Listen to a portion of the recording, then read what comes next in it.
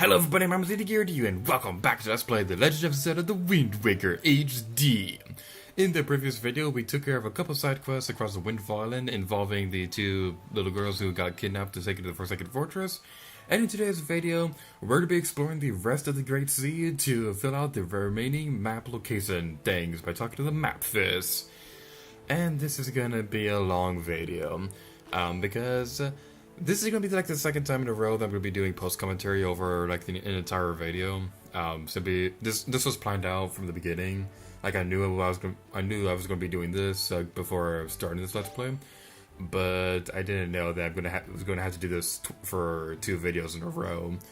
And it's not that big of a deal because like this is a fun game. There's a lot to talk about. So yay. The map fish is something that we've seen quite a bit throughout the rest of the Let's Play. You just see him jumping out of the water when you're sailing across the world, and you can give him bait and he will fill up your map for you. So this is going to be a super exciting time. When we talk to the map fish, so we're going to be speeding up the gameplay in between going between the islands and talking to the map fish. Simply just so it doesn't take a million years to go through this area. Heck, the final video for this video is already half an hour long, so so it'll take even longer if I didn't speed up the footage.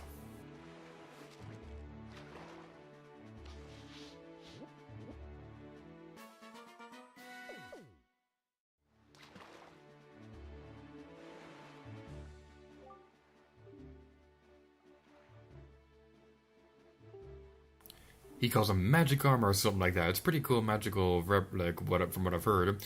If you want him to give it to you, try staring deep into his eyes and winning him over with flattery, Fry. And that's all the info I've got to offer.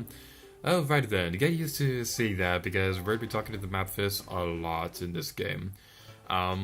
So, like I said a moment ago, we're going to be speeding up the gameplay in between talking to the map fish.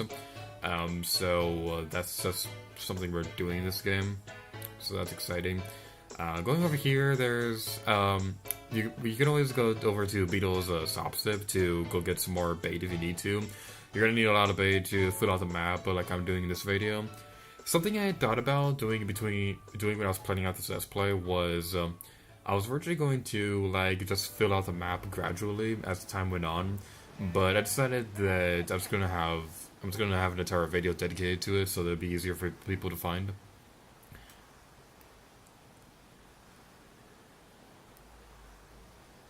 Alright, so right here, we stumbled upon Cyclos way earlier than I was originally going to, at least for what I was planning on doing with this game. Whenever you see giant cyclones like this, Cyclos will appear. So what you need to do is that you need to have some kind of projectile attack him, preferably the bow and arrow. So you just you have to attack him 3 times for this battle to end. If you're too slow in this, then you'll get trapped in the cyclone and be sent across the overworld, very similarly to what happens if you lose the battle against a big Octo. That's a heck of an arm you got there.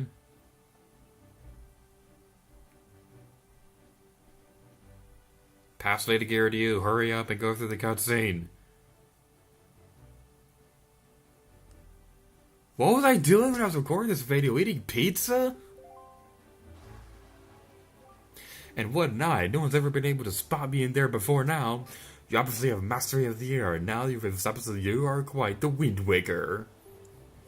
Let's see if you can handle this.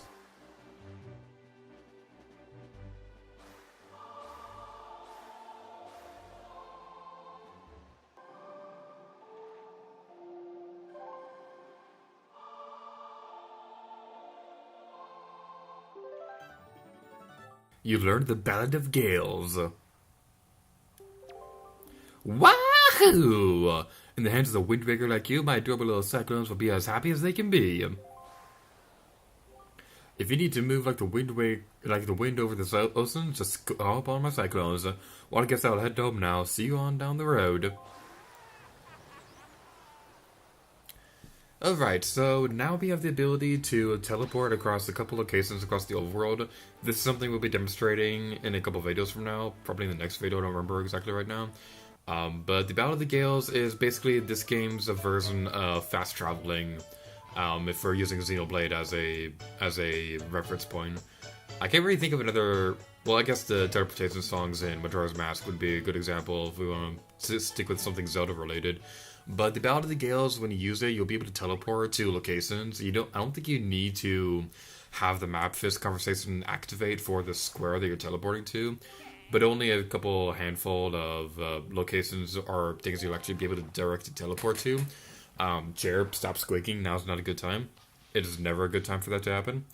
One location in particular is actually for you to teleport to is actually very important for the story, so it is required that you at some point get the Ballad of the Gales. So you definitely want to go and get that. I am a little sad that they didn't make it so that individual songs could let you teleport to the different areas, but it also makes it a little bit more convenient, for the lack of a better term, to just have one song teleport and then you can just go right from there. I'm really curious to see how they're going to handle that with The Legend of Zelda Breath of the Wild, because as excited as I am for that game, that is a big concern I have with the game, because they've already confirmed that the game is like 12 times larger than that of Twilight Princess, and there's actually going to be stuff to do with the overworld in that game. So, having no fast travel system in Breath of the Wild, that's not going to be a very good thing, because not being able to fast travel to at least to areas we've already visited with the overworld that big, that's going to be a bit of a nightmare to go through the overworld. Now it's going to be fun. Now I'm sure it's going to be fun to go across the overworld, but I'm pretty sure it's also going to get pretty repetitious to go back and forth between some major areas without the use of a fast travel system.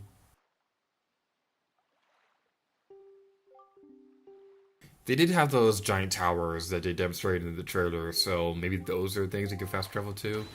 If that is what they're going to be doing, then I'll be fine with that, because that'll just be kind of interesting and a little convenient. Yay, we're going across the overworld again, and we're sailing super fast, and we can sail amazingly! We can sail at amazing speeds! Yay, our speed rivals that of Sonic the Hedgehog! So, an interesting thing about this game is that there is a glitch. I'm not sure if it works on the Wii U version, but I know this works on the GameCube version. There's a glitch where Link will swim like really, really fast. I'm not entirely sure what triggers it, but it has something to do with the fact that Link's swimming backwards or something along those lines. But the glitch will make it so that you can swim at incredible speeds, and you can go across the overworld in like very fast, because, well, it's a glitch, and so that's kind of what the glitch does. But you can go across the world very fast to the point where the islands are where you're going too fast for the islands to actually load. So you'll be like ending up glitching through them. I think in some instances you can actually get stuck inside the island if it loads on top of you. So that's kind of like an interesting little tidbit to know. So that's today's no Litigated Use Useless Knowledge. And to continue on with that, I guess something else that's kind of worth mentioning about this game is that, I'm not sure if I mentioned this already, but in the GameCube version of this game, there are two models for unused sails that you would have obtained at some point in the game. I believe they were the Zora sail and the Tingle sail. Whatever these were supposed to do, it's very likely that one of them was going to make you go faster. But the reason they got scrapped, obviously, was because the GameCube wasn't powerful enough to load the ocean fast enough.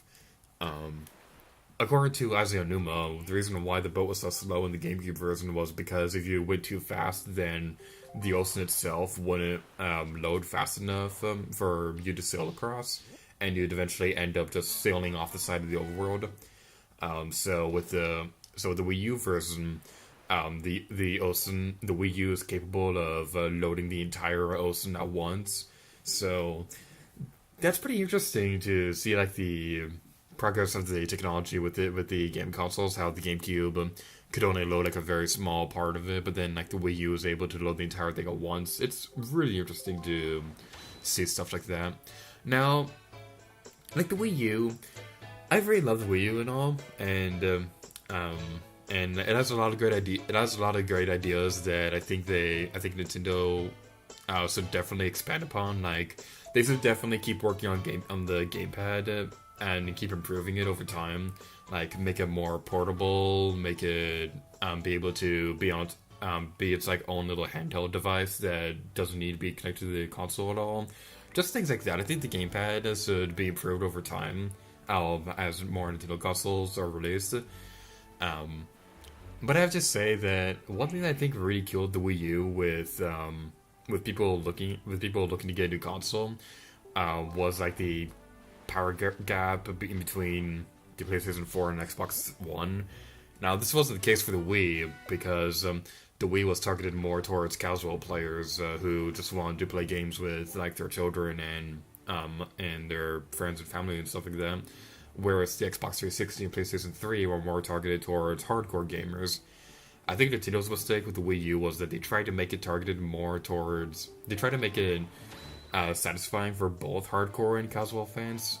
Now, that's a great thing and all if you execute it properly, but I think the problem with that was that hardcore fans just weren't interested in the Wii U because like they knew that the next PlayStation and Xbox were around the corner, and the gap between the power with those systems was pretty large. Now, the Wii U obviously has amazing graphics. Like Bayonetta 2 looks amazing if you've ever seen the gameplay of that game. So I'm not complaining about anything about that, and I will never say that the Wii U was a failure because it was profitable and it has a lot of amazing games on it. But I think this is something Nintendo could definitely learn when they're getting ready to market the Nintendo NX.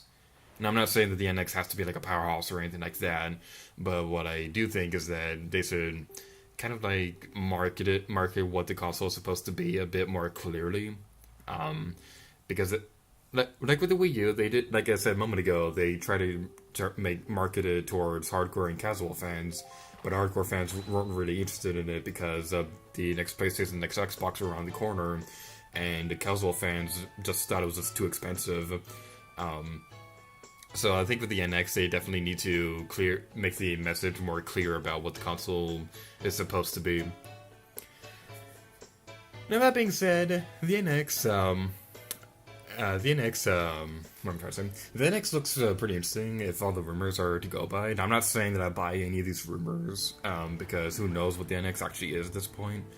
And heck, by the time this video comes out, maybe no. I was about to say that by the time this video goes out, we might even know what the NX is, but no, I'm recording the commentary for this like the day before it's going out, being uploaded and stuff like that. So I don't know what I was trying to say. I guess I'm in that mindset where I'm thinking that the video is going to be released a couple weeks from now, because just with how my upload schedule is, with how I upload 2 videos a week per Let's Play.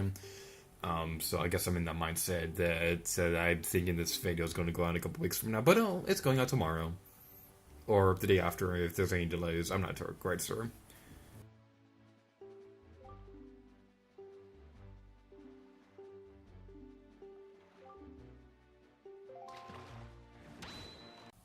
Sell quickly, leg. Sell. So, I guess another glitch that's pretty interesting to talk about with this game is the fact that there is like kind of a way. There's kind of like something along the lines of the bomb hopping glitch in Ocarina of Time and Majora's Mask. I'm not sure. Was it in Majora's Mask? I'm not quite sure, but it was in Ocarina of Time where if you use the swordless link glitch and then like hopped backwards when a bomb hit you or something like that, you'd like stay in the air. I think there was something along the same lines of that in the Wind Waker. I'm not entirely sure how it's supposed to work, but whatever happens, it's like it like drains your magic or whatever. I'll have a link in the description below for a pretty good video for where you can find this. But I do know that on the GameCube version, it was a lot more useful because, like I said, I think this glitch uses up magic just because of the way that you execute it. And like the Tingle Tuner, for whatever reason, just makes it easier to execute the glitch.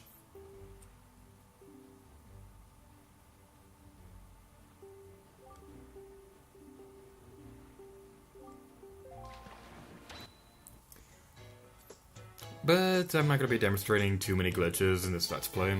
I'll probably demonstrate. There's definitely one that I'm going to be showing off later, and maybe if I feel like it, I'll demonstrate a couple other ones. But I've never really been that big of a fan of showing glitches during a Let's Play. At least not any game break, and I like starting off game breaking ones. Not really game breaking ones, but I like starting off a couple glitches every now and then. But like really game breaking ones, I don't really necessarily care that much to demonstrate. Like for example, Skyward Sword. I remember during the Let's Play I talked about this one glitch that happens where if you talk to this one Goron after you complete the Lanairu's Desert portion of something that happens very late in that game. I won't spoil it for people who haven't seen that game, but there's this one part in the game where certain moments in Farron Woods and Elden Volcano don't trigger if you talk to a Goron. I remember talking about it, but I didn't show it off because, well, that would have broken my game, and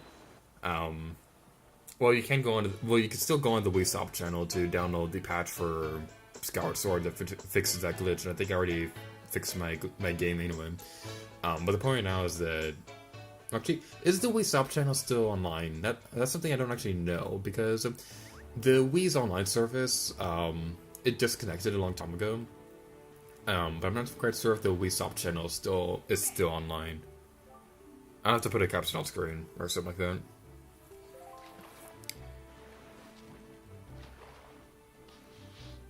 Yay, we can see the map! It's a wonderful map! It's the most amazing map in the history of anything ever. It snaps my fire. It's just between you and me. On Outside Island, buried between black soil, there's some serious treasure. I know it's there. I'm not trying to pull your leg, but I'm serious. Try to dig in there. Why, do you have got anything to dig with? I'm not saying it should be on an animal or something like that. Work smarter, not harder, small fry. That's something if I have to, you got to offer. So I guess it's probably a good thing to actually talk about what the map fist does in this game. The map fist... I know I've talked about this before, but the map fist gives you some pretty good tips on some stuff that you can do later in the game. Like, it gives you advice for what side quests you could do, what story-related stuff you're going to be doing. And ooh, there's a Miiverse bottle over there. But I know I didn't get it recording, but whatever. The point now is that the map fist will give you some pretty good hints for side quests and story-related objectives and things like that. So that's pretty interesting. I was considering writing in the description below, having a list of all the Mapfist conversations, but I'm not entirely sure if the description limit will make that possible.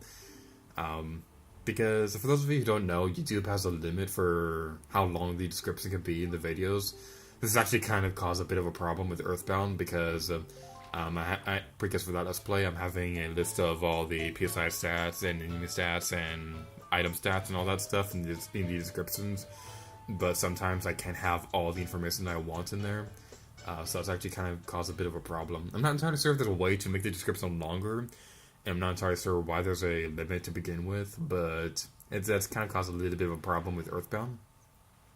I know for the next RPG that I plan on doing after EarthBound, I know it's not going to be that as big of a problem as it is with that game, because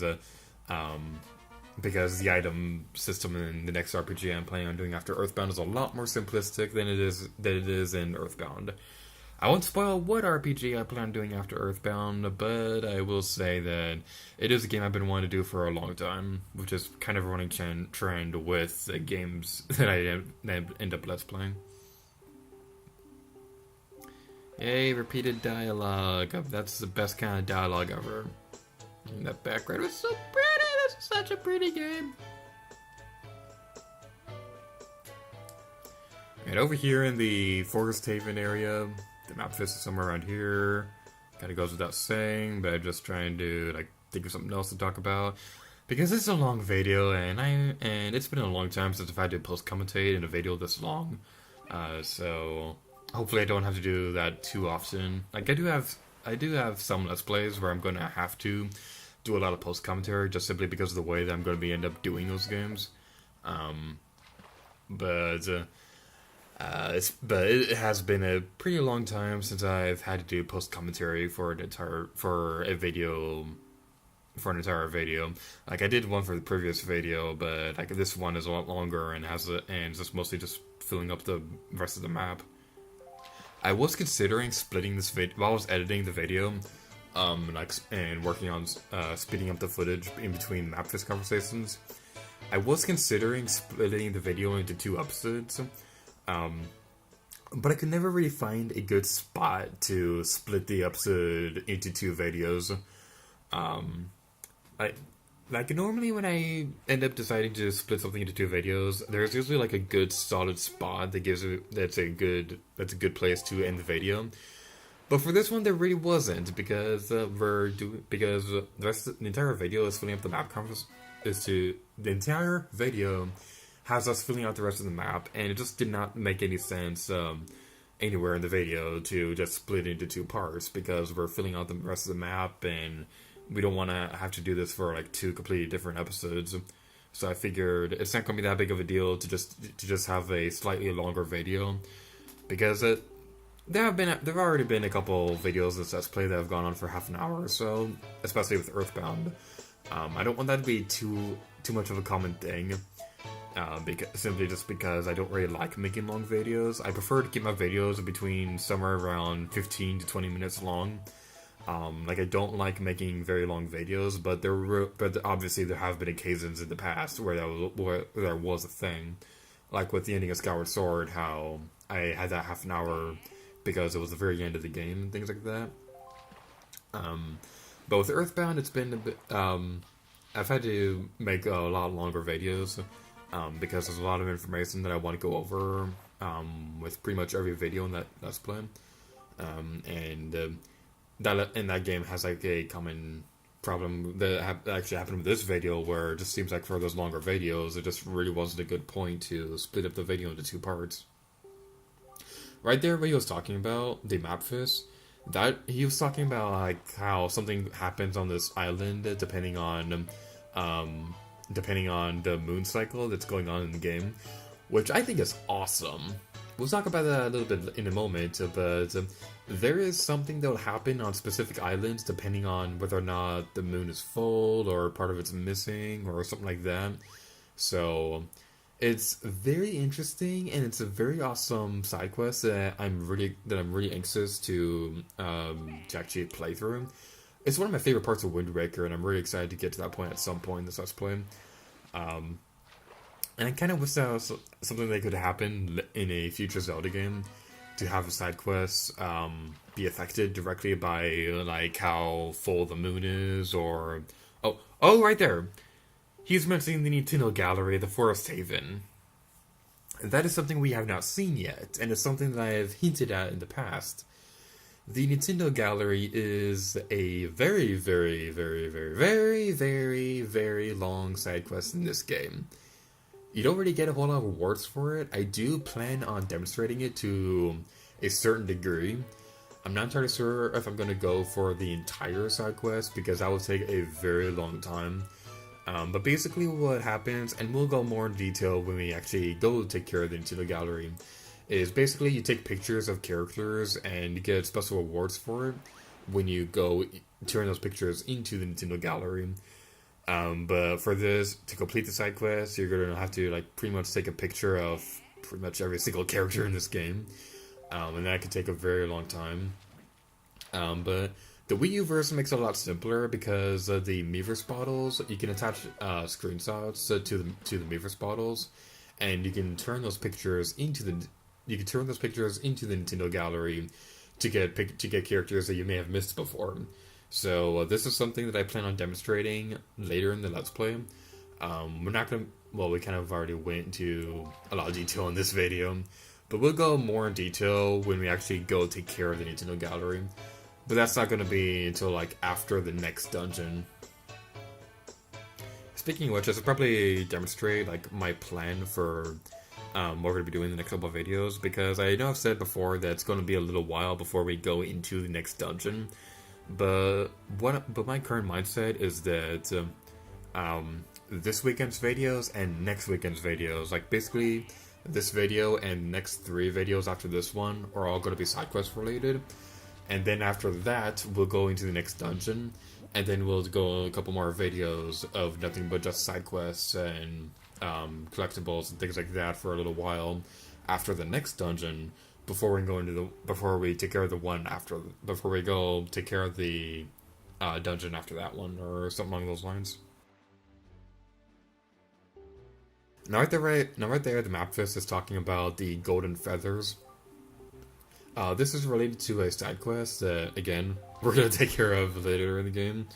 Um, a lot of the side quests, we're gonna spread them out over the course of the game, pretty much how I've done all the previous 3D Zelda games that I've done on this channel, where all the side quests were taken care of, spread out across the entire Let's Play. That's pretty much what we're doing here. A lot of the side quests we'll be doing later, like the Golden Feathers, the Nintendo Gallery, just things like that. We're probably also going to end up having a video dedicated to Blue Choo Choo locations.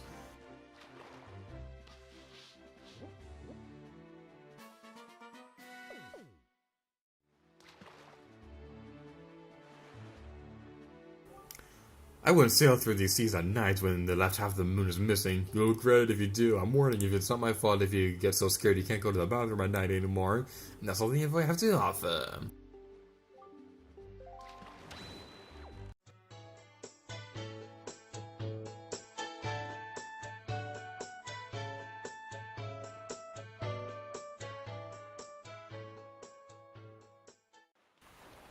Yay, more map this conversations and Gucci camera.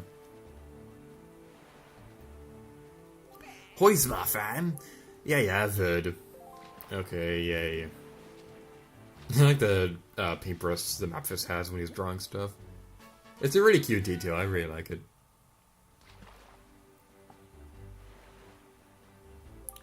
To the west, if you're over Dragon Rivers Island, there are all kinds of rocks, big ones, little ones, you get the picture. Anyway, they say long ago there used to be treasure hidden among those things. Who knows, there may still be some left, so you should go open your eyes and take a good look around from high up as the sun and those your toes. Yay, I'm the best at reading. So I guess now's a good time to explain why I decided now to go out of my way to go get the map for these conversations. The reason is because it's been a little bit, because we're gonna be getting a lot of treasure charts over the course of the next couple of episodes. So I kind of want to have a more convenient way to be able to go look for them, because on my notes for this Let's Play, for the treasure charts, I have the location of the treasure chart, and the location of the reward that you get that chart.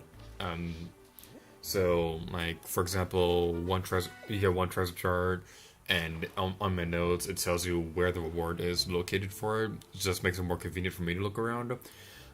But you can't see the name of the island that the treasure is located at if you did not fill it into the map, which I suppose makes sense. But at the same time, it just made it more inconvenient for me to try and go collect the treasure chart rewards. It's actually kind of a big reason why I haven't really been following through with what I've been saying throughout this whole Let's Play, where throughout this entire Let's Play I've been saying that the treasure charts that we get in a video will get at the end of said video, and I haven't really been doing that a whole lot often. I have been doing it for the next couple of episodes. So we're gonna actually get started with doing that next couple of episodes or so. But like the biggest reason why I decided to go out of my way to go get the map conversations right now is simply just so that it makes it more convenient for me to get the rewards for the treasure charts, and just for the sake of just having the video out of the way, because I knew this was going to be a long video and I knew there was going to be a pain to edit, so it was a good idea that I took care of it now. That right there, what the map physics was saying right there, he was talking about the big octos. We have seen one already. It was actually one of the more difficult ones in the game. But a couple of videos from now, we're going to be taking care of the rest of the big octos. So that's going to be fun and exciting and stuff. Submarine right there. Again, we'll take care of it later in the Let's Play. Now right here, I was trying to find the map fist, because this is the one that I had a hard time trying to find. Because this island, this is probably like the most difficult one for me to find, because it blends so much into the water because of how tiny it is. Holy smart fry! I have repeated dialogue that you're going to hear for the millionth time. But this is the last time we're ever going to hear his dialogue, because this is the last of the map locations that we're looking for. Yay!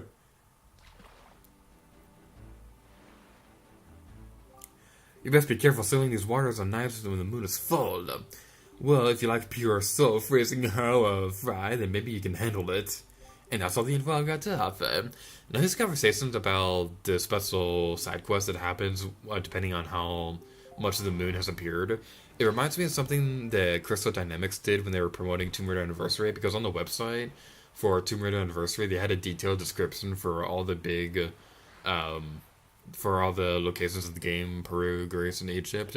But for the very last location in the game, it was like a very small description of the island. I have no idea what it said nowadays, and it's probably going to be impossible for me to find the information. But if I can find the information, I'll put a caption on screen after the caption describing the fact that there are blue tutus located on this island. But anyway, now that we've done all that, we're going to open up this treasure chest and see what it's inside. And we have a treasure chart, so we'll open that at the end of the video after I'm done commentating over stuff. But that, we're ending this video off here, so thank you guys so much for watching this video of The Legend of Zelda The Wind Waker HD. Until next time, it's geared to you. Oh yeah.